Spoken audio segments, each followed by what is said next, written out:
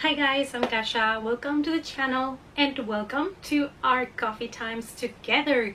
So today I have a new guest here. I have this little painting, if you can see, and I saw these at a flea market over the weekend, and the woman that paints this was there selling them for herself.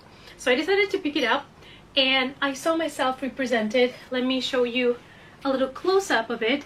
That is me in the morning with my coffee. It still has no name, so I am taking, suggestions to name this new baby. Alright, so now let's get to the topic of today's video. So I do want to put up some Halloween content in October, but I know that some of you guys need a little bit of extra time to get your books ready for when October hits and we start reading all the spooky books. If you're already participating in the Monsterathon, we are already kind of warming ourselves up. So also in order to warm up, I decided to put a list of some kind of spooky mystery middle grade books. It's only 8, but maybe these ones help to kind of get in the mood, also to read more middle grade because they don't get so much love, and because I also know some of you guys that are subscribed to my channel, you are not really professionals when it comes to horror reading, and I know some of you want some middle grade or some YA recommendations before jumping into the adult horror section. So I hope that these ones are helpful. It's coffee time!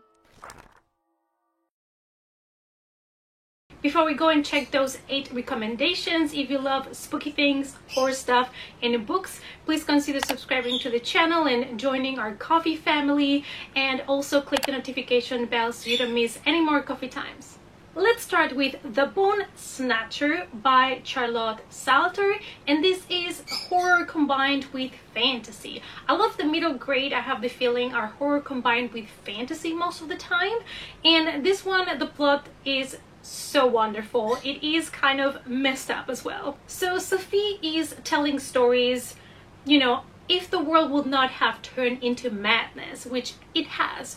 So she is kind of like a storyteller, and her life has not been easy. Her parents sold her to be a servant so that they could pay their vacation. Great parenting right there. And basically she's now stuck in a mansion with a lot of creepy people and surrounded by sea monsters. So this is kind of like a crazy one. And also in this mansion there are some rumors that there's an object that exists that is going to help you to get out of that mansion, and that is called the Monster Box. So of course Sophie needs to find it so that she can escape.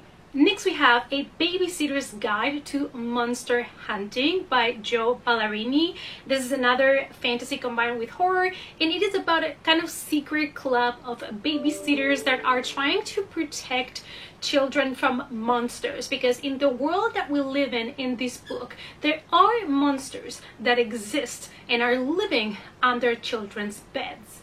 This is one that is particularly cool because it is very funny and it feels very modern, and I absolutely would recommend this one to you if you kind of like a goofy, spooky book. Next we have The Jumbies by Tracy Baptiste, and this is another horror fantasy that I specifically love and would recommend because it is inspired on the Caribbean folklore.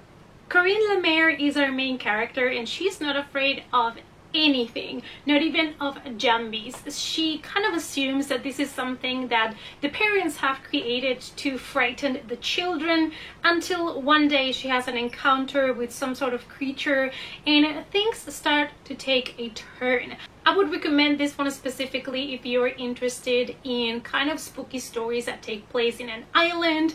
This one specifically is Caribbean inspired, like I said, so it's kind of like it has a different feel than most of our other typical spooky middle grades. Next we have probably my favorite of this list because it does take place exactly on Halloween night, and that is Monsterland by James Crawley. This is another horror/fantasy book, and we are here in a small town on Halloween night, and Charlie doesn't like this night particularly, but he still goes out, and there is a couple of bullies that are trying to steal his candy, so he runs away and he runs into the woods trying to escape when he finds this mysterious land called Monsterland.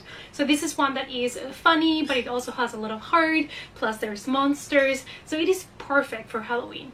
Next we have The Peculiar Incident on Shady Street by Lindsay Currie, and this is a mystery kind of book more than particularly horror, but I really like it because it's kind of like your typical kind of haunted house story. We have a girl that kind of solves a mystery centuries old when she goes to a haunted house. So Tessa moves to this new house with her family, and a lot of weird things start to happen in the house, but it is exactly when her younger brother's doll starts to cry real tears that she realizes the house is trying to communicate with her, and that is when she starts to solve this mystery. If you love haunted houses and you're looking for a nice, spooky, easy to read middle grade, this might be the one you've been looking for. Next we have Emily and the Spellstone by Michael Rubens, another fantasy horror. So in this one we are following Emily when she finds this stone that looks like a cell phone, but when she picks it up she realizes that it's a magical spell stone, and she becomes kind of like the stone master, and she's trying to figure out the technology of this stone. So it is interesting to see a middle grade that it's kind of integrating technology and horror in a book. So this is one that I would recommend if you're looking for something more modern, something more new that includes technology and spookiness. Next we have Monstrous Devices by Damien Love, and this is kind of mystery sci-fi but also with a little bit of horror, because we have a 12-year-old that is in love with robotics, with robots, and he gets this robot as a present from his grandfather with a little note that says this one is special, and that it is. He finds himself in an adventure, and they realize that this robot might be a bit deadlier than they thought. So this is great if you love books that take you into a big adventure and there's a lot of action-packed scenes, and a little bit of splash of sci-fi with your horror. And the last one I would like to recommend you is Nightmare by Jason Segel and Kristen Miller. I did read this trilogy. I believe I finished it, I don't know if this year or last year, and I think it's a great, nice trilogy to binge in the month of October if you're looking for a series or a trilogy that is easy to go through. The only thing is I really loved the first book, and then it started to get less and less interesting for me. However, I still think it's cool to read the 3 books. We are following Charlie. He is having trouble adjusting to his new life. His father has found a new girlfriend and they have moved to this mansion that she inherited. And he starts to feel that there is something wrong in that mansion. And one day while he is kind of investigating, he finds a door that takes him to the world of nightmares. Alright guys, so these were 8 middle grade books that are kind of spooky, creepy, perfect for Halloween season. So in case that you're looking for something to add to your October TBR pile, I hope that I was able to help. Let me know down below if there are any other ones that you would recommend me, because I definitely want to go back to reading more middle grade horror / spooky books, because I have not read many in the last couple of years, so I would like to catch up with that. So please leave your recommendations down below. Thanks so much for watching, you guys. I hope that you enjoyed it, and if you want to follow me on the social medias, always the links are in the description box, and I hope to see you all in the next coffee time. Bye.